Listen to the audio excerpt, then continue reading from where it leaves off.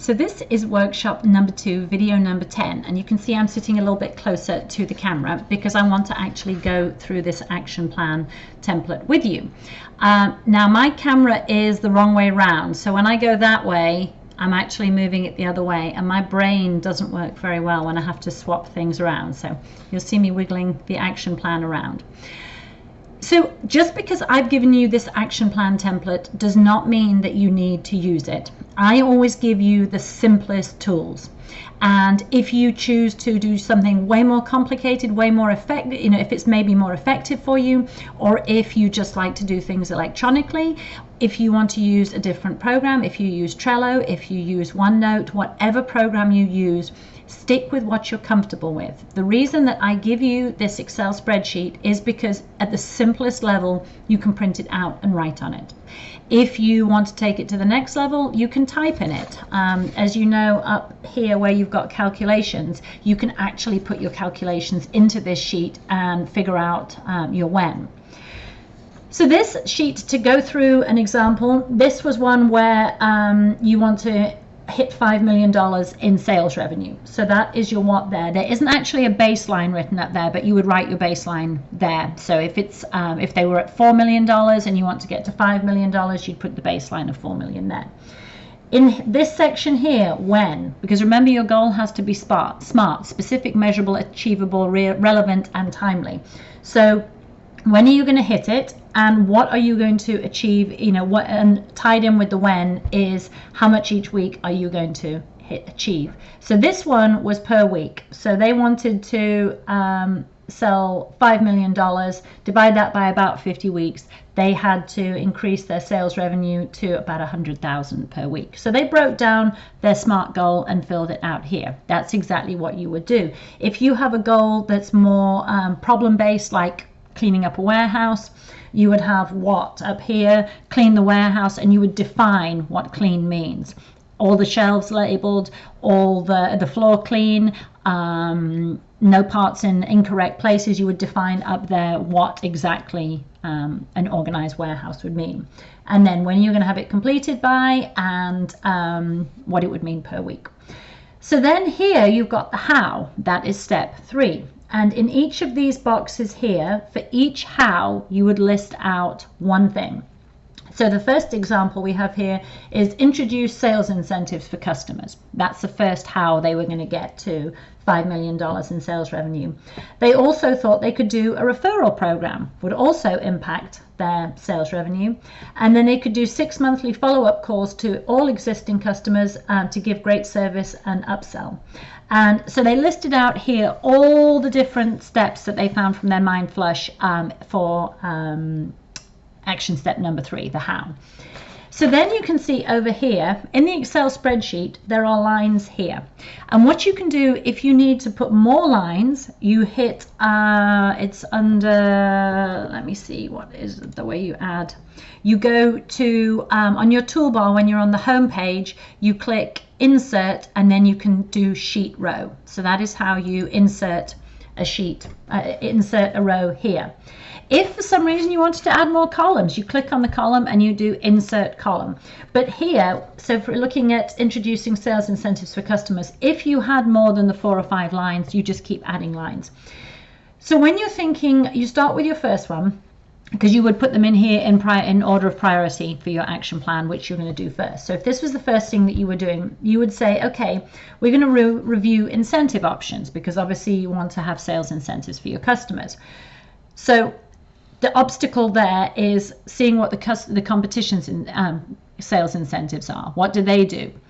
The second one would be looking at the cost of the incentives, gifts, discounts, free services, and review the impact on gross profit. Because obviously you don't want to give huge sales incentives to your customers, because then you're going to reduce your gross profit.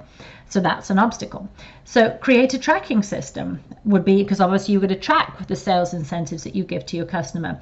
Are you going to do it in Excel, or is it going to be a specific program? What is the cost of implementing a tracking program? What's the time involved to track the cost of incentives, and who will be responsible? So you can see you've said, okay, we're going to introduce sales incentives, but we've got to be able to track it. And then you think about all the obstacles. And then you review the impact of the program. Is it yielding the results that you want? Do the results justify the program? Has customer satisfaction increased? What needs to change? So for each of those, you're going to list out when you're going to do them. You put them in priority, and then you assign a responsibility and a due date. So that should make sense. Whatever issue you have here, you have a logical mind.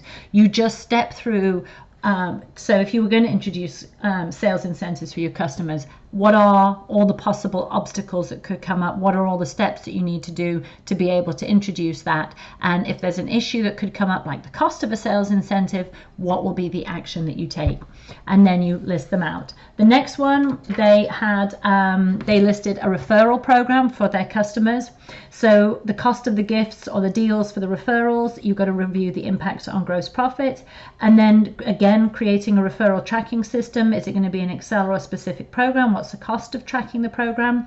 And then the extra workload to track eligibility. Who's going to be responsible? Is it sales? Is it accounting?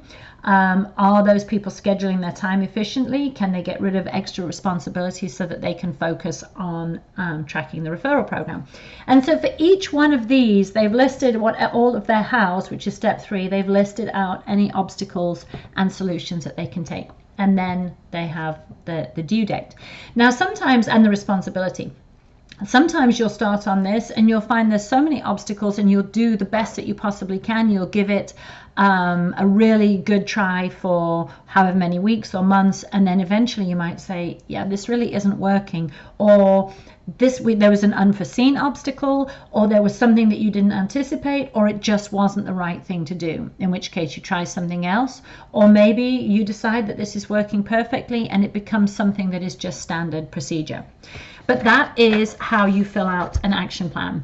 But like I always say to you, it's not what you write it down on. It is going through those logical steps in your mind. When you have a piece of paper that guides you through, it just makes it easier. But if you already action plan, if you already do all of these things, just really focus on the obstacles, because that's where most action plans, that's the step that they miss. And also the scheduling part. Don't just write it down on here.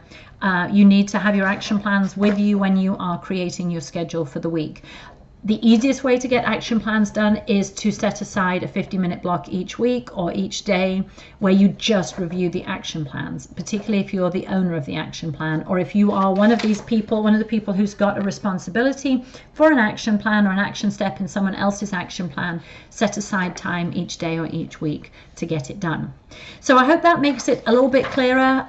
You'll see that this example is included in the Excel spreadsheet. There's different examples on those tabs, but you go into that tab where the blank one, save it however, whatever you want, add columns if there's things that you want to add the rows, make it look however you want. Oh, the other thing is the way it's formatted, it's formatted so that all the columns will appear on one sheet.